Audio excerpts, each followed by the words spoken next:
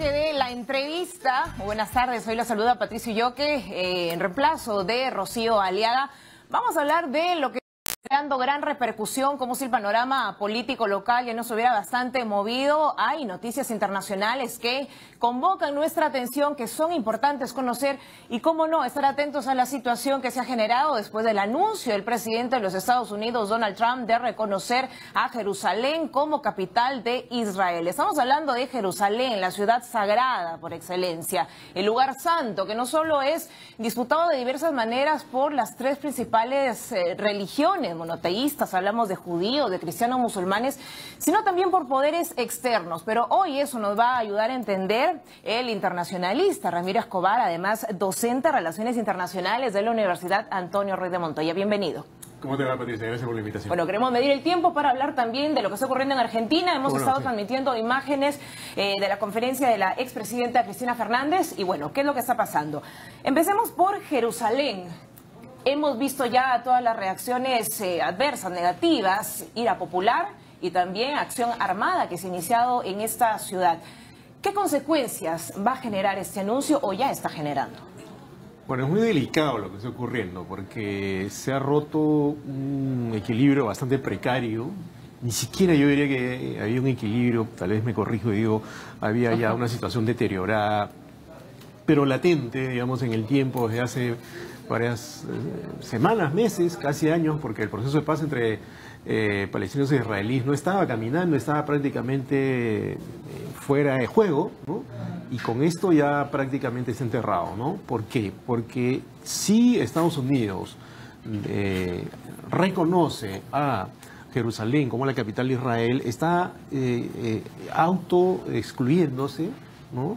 Para ser un mediador en una posible negociación, porque se pone totalmente de un lado, ¿no? Reconocer a Jerusalén como la capital de Israel significa anular las aspiraciones palestinas de poner la capital del nuevo Estado palestino en Jerusalén Oriental. En estos momentos, Jerusalén es un municipio de Israel, pero la parte oriental se considera ocupada en la Guerra de los 6 días del año 67 por las tropas israelíes, luego que sostienen este conflicto con varios países árabes. Ahora, ese, digamos, es el principal temor, ¿no? Desconocer el proceso de paz entre israelíes y palestinos, pero ayer Donald Trump en el anuncio lo decía, el proceso de paz no se detiene. Y justificaba así trasladar la embajada de Tel Aviv a Jerusalén porque dice es la sede de las instituciones públicas. Eso es real, o sea, en Israel, digamos, en los tribunales, el Ejecutivo, el Parlamento, efectivamente están en Jerusalén. Yo he visitado el Parlamento israelí en Jerusalén. Pero lo que pasa es que hay dos cuestiones acá que son fundamentales.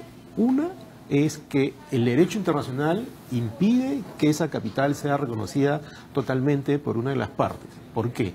Porque cuando se parte Palestina en el año 47 y se destina una porción del territorio para un Estado judío y otra para un Estado árabe, la ciudad de Jerusalén, por su historia, por su conflictividad, por la disputa de la cual era objeto, queda como una zona administrada por la ONU. Y de acuerdo a cómo avanzara el establecimiento de los dos estados, se podría decidir qué parte le correspondería a cada uno de ellos.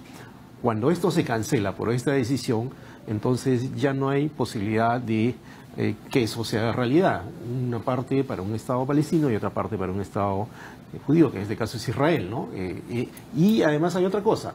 No solo es una vulneración del derecho internacional, sino es desconocer las exigencias de la realidad política, que no contribuye para nada a que se cree un clima de distensión, y lo estamos viendo, ¿no? Soldados en las calles, disturbios, una intifada ya en curso, anunciada por Hamas. La denominada Ira Popular por 3 días, ¿no? Así es. Tal cual también lo ha dicho Emmanuel Macron.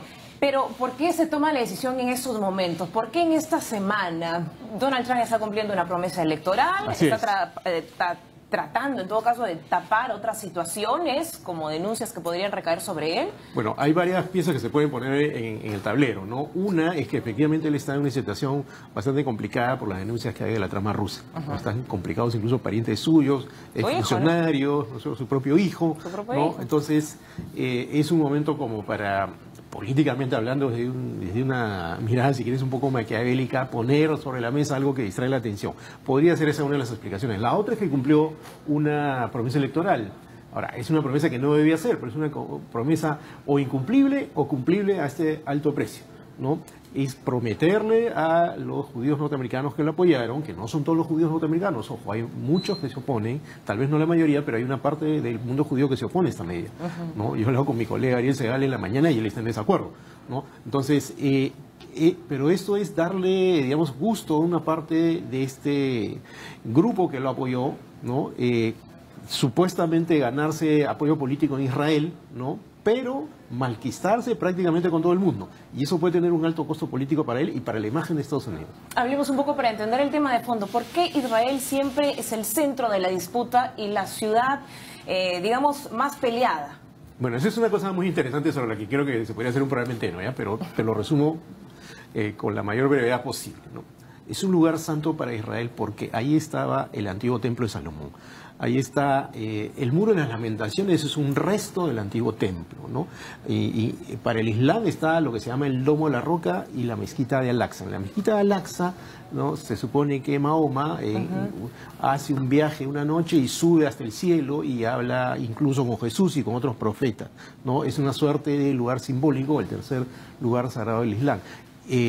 Jerusalén además era la capital del antiguo reino de Israel, ¿no? La capital del reino de Judá, o sea, un lugar muy simbólico para los judíos. Para los cristianos es el sitio donde murió Jesucristo. Exacto. ¿No? Entonces está muy cargada de historia, al punto, Patricia, que hay un síndrome determinado por la psiquiatría llamado el síndrome de Jerusalén, ¿no? Algunos especialistas determinan que hay personas que entran en una especie de éxtasis desbordado, se creen profetas o asumen la identidad de algunos profetas y personajes que han pasado por ahí ha pasado Alejandro el Grande, han pasado los turcos, han pasado los persas, han pasado los cruzados, ¿no? Han pasado los judíos, los musulmanes, entonces es una ciudad constantemente lamentablemente disputada. eternamente en disputa, ¿no? Claro, pero ojo, la disputa entre palestinos e israelíes, ¿no? Es una disputa sobre todo territorial. Siempre ha tenido el combustible religioso, pero hacer esto es una manera de echar combustible religioso a la disputa. No en vano todos los líderes mundiales, o quizás casi todos, ¿no? Se han pronunciado en contra de esta decisión. En estos temas que nos pueden resultar tan distantes, tan complejos además por entender cuestiones territoriales, geográficas, incluso nombres propios que hay que utilizar aquí, hay que hacer un poquito de pedagogía también con los televidentes. ¿Por qué esto nos interesa? ¿Por qué estamos hablando simplemente por la repercusión a nivel de conflicto o porque hay algo necesariamente que compromete en la política internacional, en las decisiones que toma Estados Unidos? Mira, por un lado hay una cuestión de índole cultural y espiritual que involucra prácticamente a todo el mundo, o a buena parte del mundo por lo menos. O sea, muchas de las cosas que están en nuestras cabezas, en nuestra alma si quieren, en nuestra psicología, en nuestro talante espiritual, inconsciente, viene de ahí, ¿no? Ahí están los lugares santos, ¿no? Ahí están los lugares del Antiguo Testamento, están los lugares del cristianismo, están los lugares del Islam. Entonces, en nuestro imaginario occidental, si quieres, Jerusalén también es una ciudad simbólica para nosotros, ¿no? Lo que pase allí nos va a tocar muchísimo. A nivel político, estás poniendo en riesgo la estabilidad en una ciudad y por ende en toda una zona donde están involucradas varias potencias, la Unión Europea, Rusia, Estados Unidos, el propio Israel, los países árabes. No es una pelea meramente entre palestinos e israelíes, es una pelea que puede involucrar a buena parte de la comunidad mundial. Exacto, no solo los países árabes musulmanes, ¿no? En absoluto, y con el agregado siguiente, que en muchos de nuestros países, el Perú incluido, ¿no? Hay comunidades árabes y comunidades judías importantes, ¿no? No es un conflicto tan extraño. A mí me da mucha pena lo que ocurre en el África, que es continuamente ninguneado, pero algo que ocurre en Zimbabue tiene menos impacto que algo que ocurre en Palestina e Israel. Correcto. Entonces, hablamos ahora de la próxima reunión del Consejo también de Seguridad de la ONU. La ONU ha sido muy enfática en rechazar este anuncio. ¿Qué cosas pueden seguir a este pronunciamiento? ¿Qué reacciones vamos a esperar, digamos, en los siguientes días? Mira, el Consejo de Seguridad de la ONU tiene una resolución, la 478, que justamente pide no reconocer a Israel, a Jerusalén como la capital de Israel. Y esa es la razón por la que muchas embajadas se pasaron a Tel Aviv. Correcto. Y ahora, lo que puede hacer el Consejo de Seguridad, que ya ha llamado a una reunión de emergencia, es tratar de parar esta escalada solicitándole, pidiéndole a Estados Unidos que retroceda o que no efectiva la medida, ¿no? Eso se podría hacer, pero... ¿Podrá escuchar ese pedido del presidente Trump? Parece... No lo podemos saber, ¿no? Parece poco probable. No lo podemos saber, pero podría emitir una resolución desconociendo la medida. No suele actuar por presiones. Claro, entonces creo que es muy improbable que se haga caso a una resolución del Consejo de Seguridad, entre otras cosas porque a lo largo de la historia ha habido varias resoluciones sobre el tema palestino-israelí que no se han atendido. Correcto. ¿No? Y además porque Estados Unidos tiene poder de veto en el Consejo de Seguridad, es uno de los 5 miembros permanentes, ¿no? Y puede o abstenerse o ejercer su poder de veto. En una situación muy delicada podría ejercer su poder de veto. Entonces las posibilidades de que se logre detener esto existen, pero se tornan cada vez más difíciles. En la medida que Estados Unidos es una potencia mundial. Una amiga judía hace un rato ponía en su Facebook que la República Checa también ha reconocido a Jerusalén como la capital de Israel. No tuvo esa repercusión. No tenía esa repercusión. Ningún expresidente estadounidense tampoco se animó a hacerlo, ¿no? Pero además la República Checa ha precisado que reconoce a la parte occidental de Jerusalén, no a la parte oriental, que es una parte donde viven los palestinos, a pesar de que todo el municipio de Jerusalén está a cargo del Estado de Israel. Antes de que avance el tiempo, de hecho el anuncio se hizo ayer, pero esta es una noticia en desarrollo, sobre todo por la ola de violencia que se vive en Jerusalén. Hablemos de Argentina. Hace poco hemos escuchado el pronunciamiento de la expresidenta Cristina Fernández, ahora senadora de la Nación. Lógicamente se atribuye esto a un conflicto político, una crisis política, digamos a una especie de venganza por parte del actual gobierno, pero lo que se le imputa es muy grave, hablando desde traición a la patria, desde interrupción en el proceso judicial penal, estamos hablando de encubrimiento. Explícanos un poco el contexto ahora que la expresidenta es senadora. Bueno, lo primero es que parece que la prisión preventiva se está poniendo de moda en América Latina, ¿no? Prisión preventiva pedida para una expresidenta. Correcto. Ella es senadora, ¿no? Por lo tanto, es una prisión, un pedido que no se podía hacer efectivo inmediatamente. Ella tendría que ser desaforada del Senado para que eso proceda. Ahora, hay una suerte de niebla muy complicada en torno al caso Nisman, ¿no? Cuando se investiga el caso, fallecido, claro. Este juez estaba investigando un penoso y terrible atentado que hubo contra la Asociación Mutualista Israelita en Buenos Aires hace más de 20 años, que provocó más de 90 muertos, ¿no? Lo conocemos como AMIA, ¿no? En la noticia le decimos como la AMIA. Entonces, ¿de qué se le está acusando a Cristina Fernández? De algo muy grave, que es encubrimiento, ¿no? Es decir, impedir que se lleven adelante las investigaciones.